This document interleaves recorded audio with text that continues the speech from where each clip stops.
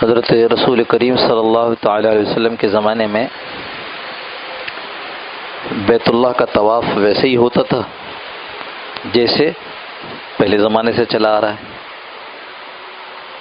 ابراہیم علیہ السلام جو قرآن کریم کی آیات تلاوت کی بھی امام صاحب نے نماز میں کہ بیت اللہ کو تعمیر کیا گیا اور پھر کہا گیا کہ اس کے طواف کرو.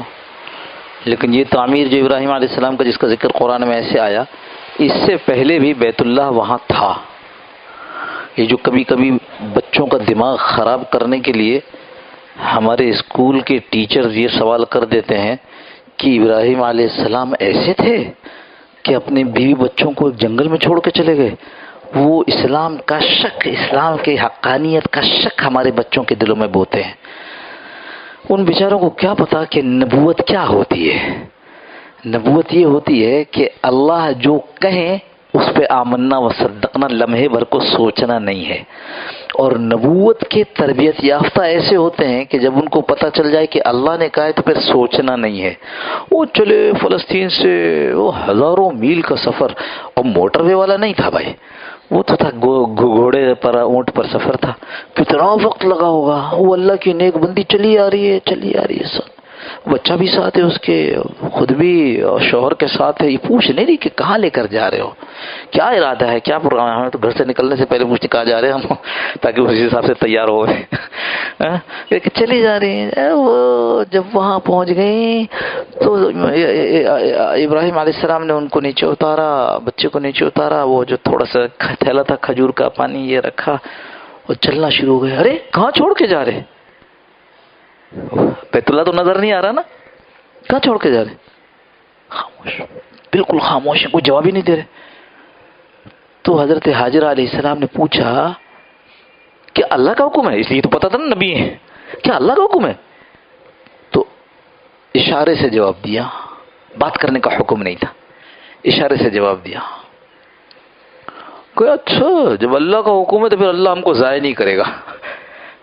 نبی کی تربیت براہ راست اللہ کے ہاں سے، اور نبی کے گھرانے کی تربیت نبی کی طرف سے.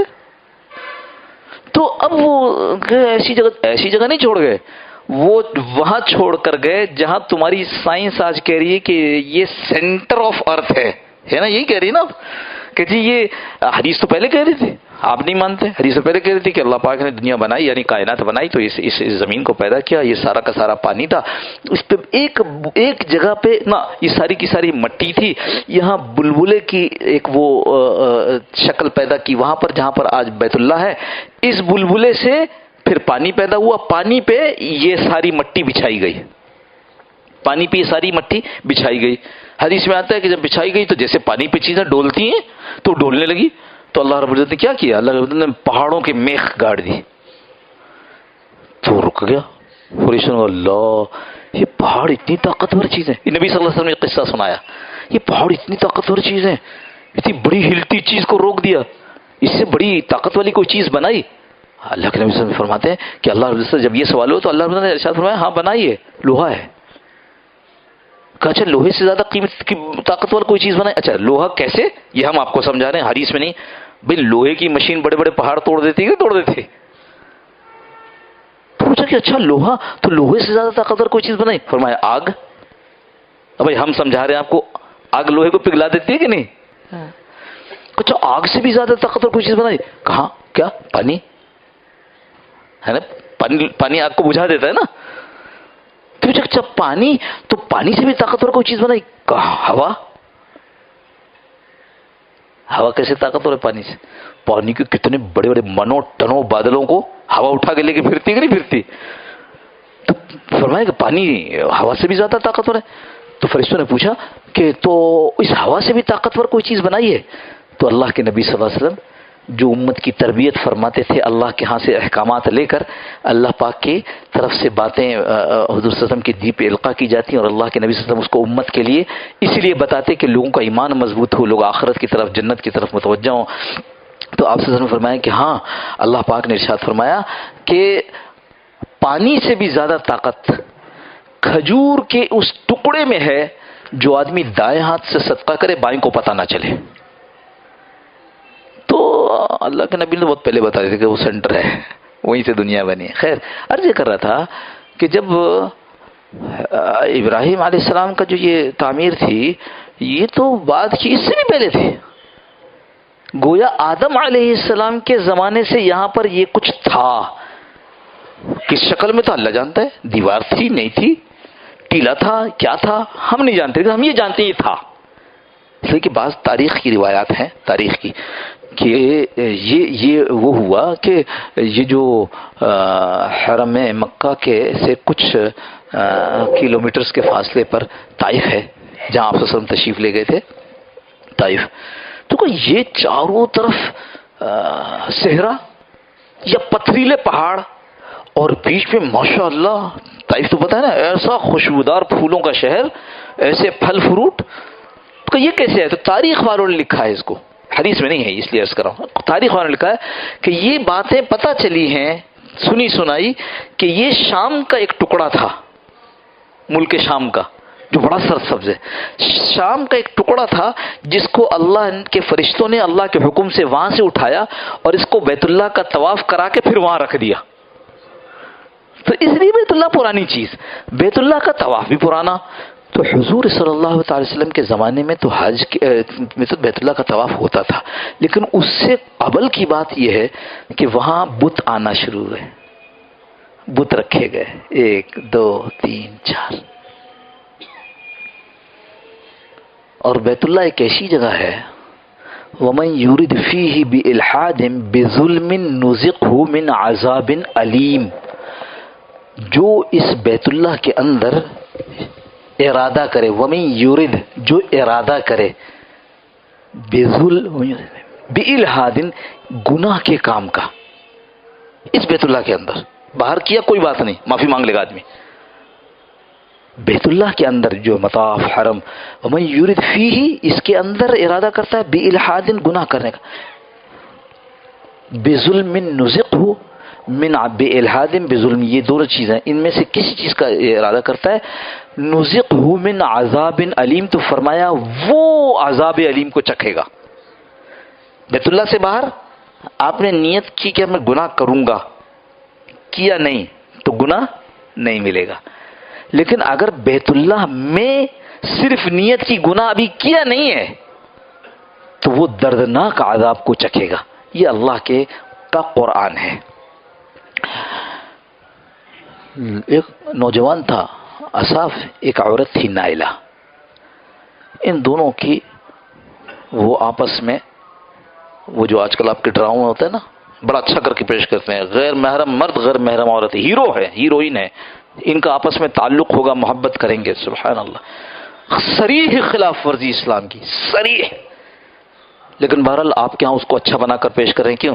تاکہ ہمارے آپ کے بچے بھی ایسے ہی کرنے لگیں, سمجھیں کہ یہ تو اچھا بنا کے پیش کیا نا.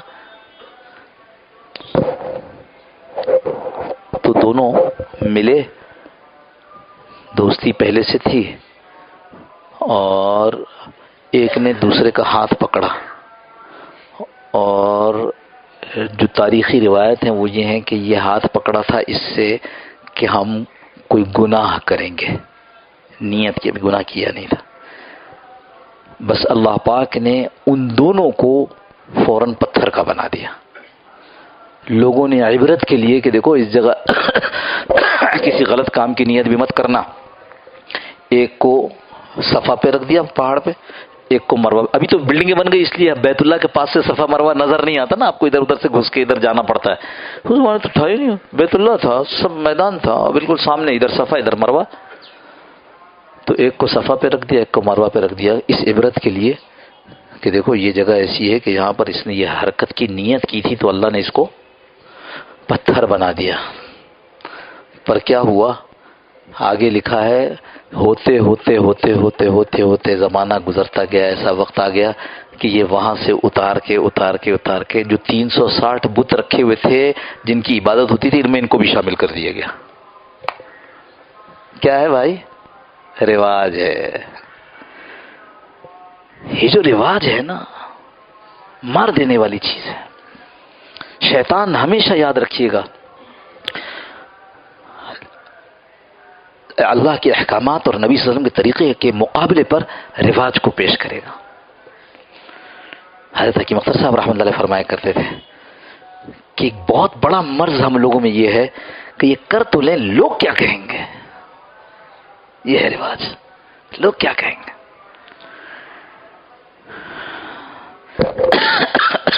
اس مسلمان کو بلندی پہ سے پستی میں پھینکوا دیا اس رواج کے چکر میں. تو دوستو یہ اس سے باہر نکلنا ہے. اور باہر کیسے نکلیں گے؟ کہ جس معاشرے میں ہیں جہاں کے رواج میں یہ مصیبت پڑی ہوئی ہے، اس میں کچھ چھوٹے چھوٹے ٹیلے بھی ہیں، اس میں کچھ چھوٹی چھوٹی ایسے پاکٹس بھی ہیں جہاں رواج مختلف ہے. اللہ والوں کے پاس حاضری دو، علماء کے درس میں جائیں کریں، یہ اہل دعوت اہل تبلیغ ان کے ساتھ نکلیں، پتہ چلے گا کہ ہاں یہ بھی کچھ لوگ ہیں جو اس رواج کے خلاف چل رہے ہیں، لیکن چونکہ ایک مجموعہ ہے، چونکہ ایک گروپ ہے، چونکہ کچھ لوگ ہیں، تو اس لیے سہارا مل جاتا ہے اور دن پر چلنا آسان ہو جاتا ہے. بزرگوں نے تو یہاں تک فرمایا کہ اگر ماحول اختیار کر لو گے، اچھا ماحول، تو تمہارے لیے دین پر چلنا نہ صرف آسان ہو جائے گا بلکہ لذیذ ہو جائے گا. پہلے نماز پڑھنا مشکل تھا، اب ایسی لذت ملی کہ نماز چھوڑنا مشکل ہے. ہاں نماز چھوڑنا مشکل. کیوں پریشان ہو کہ مسجد نہیں ہے؟ ہاں مسجد نہیں مل رہی ہے، پریشان ہے، پھر رہا ہے. سبحان اللہ. اس واسطے کہتے ہیں آدمی کو، اگر یہ آدمی چاہے کہ وہ دین پر چلے تو اس کو چاہیے کہ وہ ماحول کو اختیار کرے. حضرت رسول کریم صلی اللہ تعالی علیہ وسلم کا ارشاد ہے، المرء علی دین خلیلہ. انسان اپنے دوست کے دین پر ہوتا ہے، دوست کے دین پر ہوتا ہے. جیسا دوست ہوگا ویسا. کسی انگریز مفکر کا کہنا ہے یہ تو کہ مجھے مت بتاؤ کہ تم کون ہو، مجھے بس یہ بتا دو تمہارے دوست کون ہے، میں سمجھ جاؤں گا تم کیسے آدمی ہو. دنیا تسلیم کرتی ہے اس کو. دوستیاں اور ماحول. اچھا بھلا نوجوان تھا، 9th میں پہنچا، میٹرک میں پہنچا، میٹرک میں کچھ لڑکے مل گئے ایسے سگریٹ پینے والے، اس نے بھی سگریٹ شروع کر دی. تقریر نہیں کی گئی سگریٹ پر. ماحول. بڑا خراب آدمی تھا، سارا محلہ تنگ تھا اس سے. ایک دن تبلیغ والے پکڑ کے لے گئے، واپس آئے تو نمازی ہو گیا. ماحول. المرء علی دین خلیلہ. انسان، مرد، آدمی یہ تو ہے کس پر؟ اپنے دوست کے دین پہ ہے. لہذا آپ سے فرمایا فلینظر، تو اچھی طرح دیکھ لینا. فلینظر، تو دیکھ لینا. من یخالل، تم کس کے ساتھ دوستی لگا رہے ہو. آدمی پھر بدلتا ہے. اچھا پھر بدلتا ہے تو پھر کیا ہوتا ہے؟ ادھر سے اماں پکڑتی ہیں، ادھر سے بیگم پکڑتی ہیں، ادھر سے بچے پکڑتے ہیں. اب ان کے سامنے اب تقریر کرتے رہیے، نہیں بھائی اچھی بات یہ ہے، اور یہ جو تم کر رہے یہ ٹھیک نہیں، ہماری تقریروں سے کچھ نہیں ہوتا. گھر کی مرغی تو دال برابر ہوتی نا. وہ سنا ہوگا نا، وہ جو اللہ والے وہ اڑنے لگے، یہ صرف یہ دکھانے کے لیے. ہاں بزرگوں نے لکھا ہے یہ دکھانے کے لیے کہ بیوی مان ہی نہیں رہی ہے تو گھر کے اوپر سے بھی اڑے. اور جب گھر واپس آئے دیکھا، آج میں نے دیکھا ایک اللہ والے کو ایسے اڑتا تھا، تم خامخواہ اللہ والے بنے پھرتے. کہنے لگی بندی میں ہی دیتا. اچھا تبھی ٹیڑے ٹیڑے اڑ رہے تھے. گھر والا تو کبھی نہیں مانے گا. ہاں گھر والے تو بڑی مشکل ہے، ہماری تقریروں سے نہیں ہوگا. جیسے ہم ماحول میں آئے اور ہم نے باتیں سنی اور اس ماحول کا ہم پر اثر ہوا، ایسی گھر والوں کو ماحول میں لاؤ، بچوں کو ماحول میں لاؤ. ہر جگہ ماحول ہے. اللہ والوں کے پاس ایسے ماحول ہے، مستور آدمی ہیں، مرد بھی ہیں، پردے کے ساتھ. وہ والا ماحول نہ ہو جو مجھے کسی نے پنجاب کے پیر صاحب کا قصہ سنایا کہ وہ پیر صاحب نے کہا کہ جی یہ پردہ کراؤ، تو انہوں نے قناتیں ہٹا کے ہمیں پیر کو وکھڑ دے تاکہ ہم قیامت میں پہچانیں. نہیں وہ والا نہیں بھائی، سچ مچ کا دین جو دین نبی صلی اللہ علیہ وسلم لے کر کے آئے وہ والا دین. تو اس واسطے مشائخ جو ہیں، جو اللہ والے ہیں، ان کے ہاں مستورات کا پردے کے ساتھ بیان کا انتظام ہوتا ہے. علماء جو درس قرآن کرتے ہیں ان کے ہاں پردے کے ساتھ انتظام. تبلیغ والے جو پروگرام کرتے ہیں ان کے ہاں مستورات کی تعلیم پردے میں ہوتی ہے. اگر یہ چاہیں، دیکھو حضرت مولانا صاحب رحمۃ اللہ فرمایا تھا کہ اگر تم پکے دیندار ہو گئے اور گھر والے دیندار نہیں بنے تو جب تم گھر میں داخل ہوگے تمہیں اپنا دین گھر کے باہر دہلیز پہ رکھ کے داخل ہونا پڑے گا. ہاں طریقہ یہ ہے. ماحول میں لے آؤ. آپ کے ماحول میں کیسے آئیں گے بھائی؟ اب ساری ترکیبیں ہم بتائیں کیا؟ آپ کتنی بڑی بڑی باتیں اپنے بچوں سے گھر والوں سے منوا لیتے ہیں کہ نہیں منوا لیتے بھائی؟ آج کل تو بہت آسان ہے. وہ ہمارا ایک طالب علم تھا, وہ ریسرچ کر رہا تھا. ریسرچ کے بعد بتایا, ریسرچ یہ تھی کہ کراچی میں تفریحی مقامات, تو اس نے ریسرچ کر کے سارے جو کھانے کے اڈے تھے نا ان کو تفریحی مقامات قرار دے دیا. یہ جتنے کھانے کے آپ کے چین ہیں, اور تحقیق کیا کہ اس نے کہا یہ کراچی والے ایسے ہو گئے ہیں کہ ان کو جب کہیں جانا ہوتا ہے تو کہتے ہیں فلاں جگہ چلتے ہیں, واپسی میں فلاں سے کھانا کھاتے ہوئے آئیں گے. ان کی تفریح یہی رہے گی بیچاروں کی. تو ایسی آپ بھی بنا لو, فلاں جگہ چلتے ہیں. میں اس کی ترغیب نہیں دیتا ہوں اس لیے کہ میں گھر کا کھانا تو گھر کا کھانا ہے. ہاں یہ بات بتا دو, باہر کا کھانا اچھا نہیں ہے, لیکن کبھی کبھی سور سے بچنے کے لیے زمیندار لوگ کتے پال لیتے ہیں ہے نا. زمیندار لوگ کیا کرتے ہیں, کتے پالنا منع ہے لیکن سور سے بچنے کے لیے فصل خراب نہ کر کتے پال لینا. کبھی کبھی ایسا کر دیتے آدمی کہ بھائی وہ فلاں جگہ کھانا کھائے چلنا ہے, ہاں جی چلنا ہے, لیکن ایسا ہے کہ وہ اپنے حضرت کے پاس جا رہا ہوں, وہاں بیان سن کے پھر واپسی میں کھانا کھاتے ہوئے آئیں گے. اس کو عادت مت بنانا بھائی. یہ تو ایسی میں نے آپ کو ایک مثال دے دی, ورنہ آپ لوگ خوب جانتے ہیں کہ اپنی بیویوں کو اور بچوں کو کیسے منانا ہے. اللہ ہم سب کو عمل کی توفیق نصیب فرما دے. اللهم صل علی سیدنا مولانا محمد النبی الامی وعلی آلہ وسلم تسلیما کثیرا کثیرا. اللهم ربنا ظلمنا انفسنا وان لم تغفر لنا وترحمنا لنكونن من الخاسرين. اللهم ربنا لا تزغ قلوبنا بعد إذ هديتنا وهب لنا من لدنك رحمة إنك أنت الوهاب.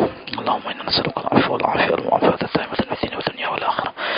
اللهم إنا على ذكرك وشكرك وحسن عبادتك. اللهم أرنا الحق حقا وارزقنا اتباعه, وارنا الباطل باطلا وارزقنا اجتنابه. اللهم انا نسالك حبك وحب من يحبك وحب من يقربنا على حبك. اللهم اجعل حبك احب الينا من انفسنا واهلنا من الموعد البارد. وصلى الله تعالى على خير خلقه محمد وعلى اله وصحبه اجمعين برحمتك يا ارحم الراحمين. جزاكم الله خير. السلام عليكم ورحمه الله.